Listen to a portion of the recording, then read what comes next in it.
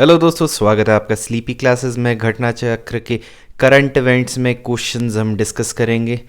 पुराने क्वेश्चंस का relevance current events में कम रहता है, लेकिन उसी के ही कंटेक्स्ट में मैंने अपने एडिशनल क्वेश्चंस डाले हुए हैं जिसकी प्रोबेबिलिटी काफ़ी ज़्यादा हाई है। तो चलिए शुरू करते हैं। अब ये क्वेश्चन है कि ये एक विच of the following is a stimulant crop. ठीक है, अब देखिए दोस्तों कि ये करंट अफेयर्स में घटना चक्र में डाला हुआ है, तो मतलब अगर देखा जाए तो ये क्वेश्चन तो ज्योग्राफी का है।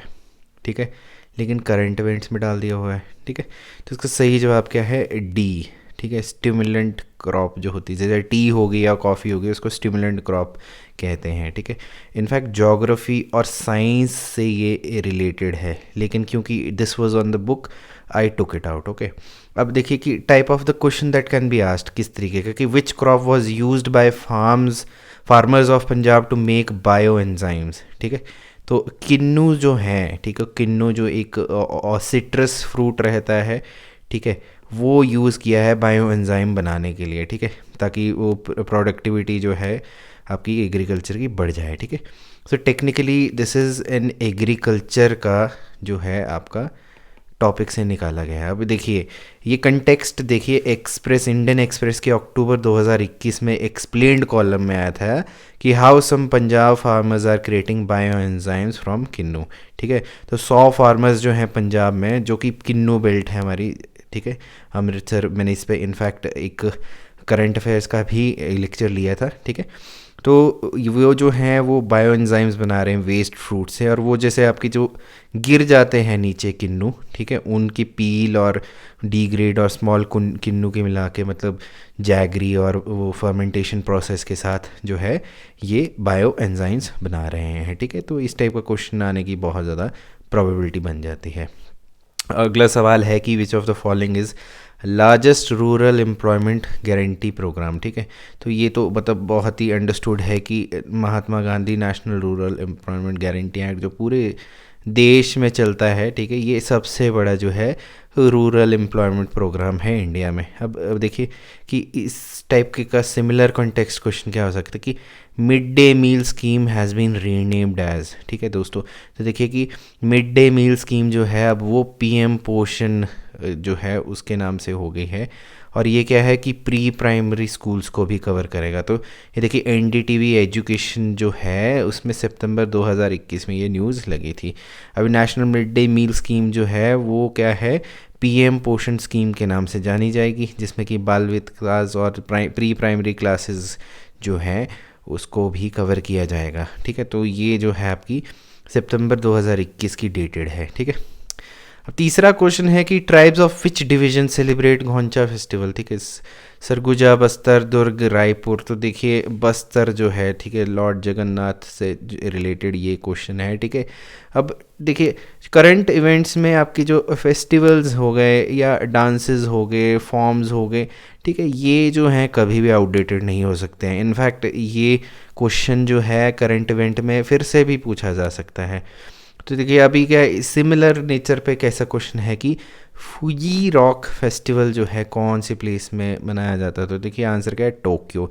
अब फुजी रॉक फेस्टिवल क्यों इतना न्यूज़ में था कि वो एक एनुअल म्यूज़िक इवेंट था, और वो first time due to corona virus जो है उसको कैंसिल कर दिया था। ठीक है, तो ये ज़रूरी नहीं है कि इंडिया से ही हो, ठीक है, क्वेश्चंस, क्योंकि उसमें आपको देखे एक छोटी सी लाइन दे देती है, current events of national and international importance. ठीक है, तो ये चीज़ बहुत ज़्यादा इंपॉर्टेंट हो जाती है कि फूजी रॉक फेस्टिवल कहाँ होता है, टोक्यो में। ठीक है, अब सिमिलरली क्या है कि देखिए आपका टोक्यो में जो है, मैं आपसे कमेंट सेक्शन में पूछ रहा हूँ, क्योंकि देखिए हमारे जो जापान में है एक फ्लावर फेस्टिवल होता है सेलिब्रेट, ठीक है, और वो ही सेम फ्लावर फेस्टिवल इंडिया में भी होता है। तो बताइए कौन से स्टेट में होता है और कौन सा फ्लावर है।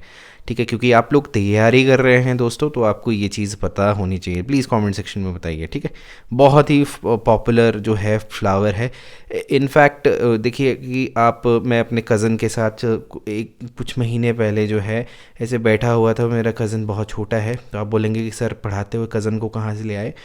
तो उसमें देखिए कि जापानीज़ कार्टून होते हैं हमारे, जैसे डोरेमोन हो गया या फिर शिनचैन हो गया। तो वहाँ पे जो है वो पर्टिकुलर जो आपका ये जो मैं बात कर रहा हूँ जो फ्लावर फेस्टिवल है, ठीक है, उसके बारे में बात कर रहे थे। तो देखिए वही 360 डिग्री अप्रोच है, ठीक है, इस टाइप के क्वेश्चन भी बन सकते हैं, तो कमेंट सेक्शन में बताइए, ठीक है।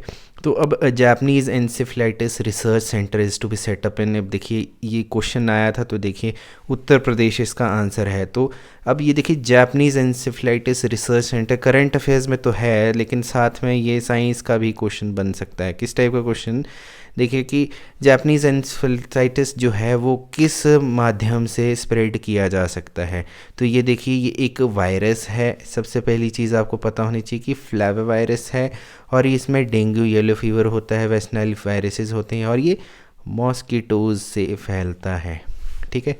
तो देखिए कोविड का तो आपको पता है कि सार्स का होता है, लेकिन ये जो भी नई चीज़ें निकल के आती हैं, ठीक है, इसमें आपको पता होना चाहिए कौन सा वायरस है, बैक्टीरिया है, फंजाई है, ठीक है। तो अब देखिए कि जेईवी जो है मेन कॉज होता है वायरल एन्सेफेलाइटिस का, और मतलब 68,000 क्लिनिकल केसेस हर साल होते हैं, ठीक है। अभी देखिए कि length of Dhola Sadia bridge जो है वो कितनी है। अब देखिए ये क्वेश्चन पूछा गया था, तो ये 9.15 किलोमीटर था, उस टाइम पे मोदी जी ने इनाग्रेट किया था। अब इसी टाइप का क्वेश्चन जो है बिल्कुल सिमिलर कंटेक्स्ट में कैसे आ सकता है कि मंगर गंगा ब्रिज जो है वो कहाँ से, कौन से स्टेट में है, ठीक है। तो ये बिहार इसका आंसर है। अब इसका कंटेक्स्ट प्रॉपर्ली देखे थे कि बिहार के फर्स्ट जो बिहार के चीफ मिनिस्टर, ये भी क्वेश्चन आ सकता है कि देखिए श्री कृष्णा सिंह के नाम पे ये बना गया है। इसकी लेंथ 3.75 किलोमीटर है, और ये मंगर गंगा ब्रिज कंस्ट्रक्ट किया गया है। इसकी ये कॉस्ट रही है, और ये जो है twin cities Begusarai, Khagaria, various district of north Bihar को कनेक्ट करता है, ठीक है। और मोदी जी ने इसका इनाग्रेशन किया था, ठीक है। तो ये एक आपका क्वेश्चन इस टाइप का भी बन सकता है। अगला क्वेश्चन है कि when did the government of India establish the independent ministry of women and child development. अब ये कंट्रोवर्शियल क्वेश्चन आ गया था, ठीक है दोस्तों। इसका कंट्रोवर्शियल क्वेश्चन क्या था कि ये ऑप्शन दिए हुए थे इसमें, और इनमें से कोई भी ऑप्शन सही नहीं था, तो मैंने खुद से ऑप्शन डाल दिया था। ये है 2006, ठीक है। 2006 में जो है इंडिपेंडेंट वर्ड बड़ा इंपॉर्टेंट था, तो women and child development start हुआ था, ठीक है। तो वैसे तो टेक्निकली 88 से इसको रिवॉल्व हो रहा था ये, लेकिन बाद में इस पे थोड़े से क्वेश्चंस में जो है आई थिंक सप्लीमेंट्री वगैरह पूछी होगी, इसीलिए जो है बुक में इसको स्टार दिया था। तो मैंने भी इस पर रिसर्च करी, तो 2006 था, ठीक है। अब क्वेश्चन इस तरीके का क्या पूछा जा सकता है कि who is the countries first corporation minister. देखिए नई मिनिस्ट्री बनी है, आपको पता होना चाहिए कि अमित शाह जी जो हैं फर्स्ट कॉरपोरेशन मिनिस्टर। अब देखिए कि मोदी गवर्नमेंट ने क्या है, नई मिनिस्ट्री ऑफ कॉरपोरेशन करी थी, ठीक है। और ये क्या है, अब देखिए सोर्स क्या है, द प्रिंट का सोर्स निकाला है मैंने जुलाई 2021 का, ठीक है। अब ये जो मिनिस्ट्री है वो प्रोवाइड करेगी separate administrative legal policy framework, ताकि वो कॉरपोरेशन मूवमेंट को आगे लेके जाए। तो ये देखिए ये पिछले साल जो है एक बहुत बड़ी चीज़ हुई थी कि मिनिस्ट्री ऑफ कॉरपोरेशन बनी थी। इस टाइप से आपसे एक क्वेश्चन पूछे जाने की बहुत बहुत संभावना है।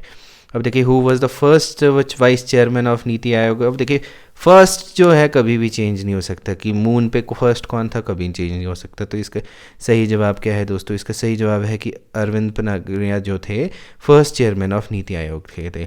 लेकिन इसका जो ऐसे भी पूछा जा सकता है कि फर्स्ट सीडीएस कौन थे। ऑब्वियसली आप सभी को पता है कि जनरल विपिन सिंह रावत जो थे फर्स्ट सीडीएस थे। और एक ऐसा क्वेश्चन भी पूछा जा सकता है कि who is x official chairman of NITI Aayog. अब ये क्वेश्चन जो है पॉलिटी से बन गया है, क्योंकि देखिए सिर्फ करंट अफेयर्स ही नहीं, हम 360 डिग्री अप्रोच कर रहे हैं। मैं जब बना रहा था तो ये चीज़ पता है कि ये जो जैसे हमारा जो प्लानिंग कमीशन था उसमें भी एक्स ऑफिशियल चेयरमैन जो होते हैं वो प्राइम मिनिस्टर ही होते हैं, ठीक है। तो गवर्निंग काउंसिल जो होती है नीति आयोग की, वो प्राइम मिनिस्टर के साथ साथ होती है, जिसमें चीफ मिनिस्टर होते हैं, फिर आपके लेफ्टिनेंट गवर्नर होते हैं दूसरी यूनियन टेरिटरीज़ के। और ये गवर्निंग काउंसिल जो है 19 फरवरी 2021 के हिसाब से बनाई गई थी, और फिर एक कैबिनेट सेक्रेटरीट भी बना था। तो ये आपको जो है जोड़ना चीज़ें बहुत ज़्यादा इम्पॉर्टेंट है, ठीक है। 8वां क्वेश्चन ये है कि GST was proposed by task force headed by, देखिए ये क्वेश्चन भी जो है आपका स्टैटिक में ही बन गया है कि विजय केलकर जी जो थे, ठीक है, इनकी जो क्या थी, देखिए कि 2004 में जो है विजय केलकर जो हैं वो एडवाइज़र थे फाइनेंस मिनिस्ट्री के, उन्होंने एक कॉम्प्रहेंसिव जीएसटी के बारे में किया था।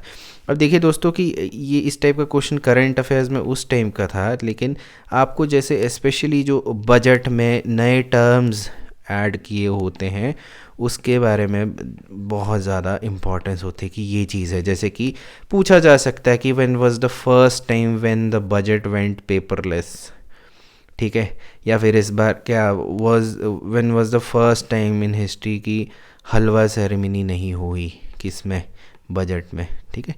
छोटी छोटी चीज़ें हैं और पूछ मतलब कि एग्जामिनर का तो अप्रोच दोस्तों देखिए 360 डिग्री है, he will not go by the book, he can ask anything, तो you need to be prepared. Okay, तो सुनील लांबा के बारे में पूछा गया था क्वेश्चन कि वो कौन है, ठीक है। तो देखिए वो 23rd naval chief of India थे। सिमिलरली इसी का रिवर्सल क्वेश्चन आने की बहुत ज़्यादा संभावना है कि admiral R Hari Kumar dash chief of navy, तो देखिए 25th हैं, ठीक है।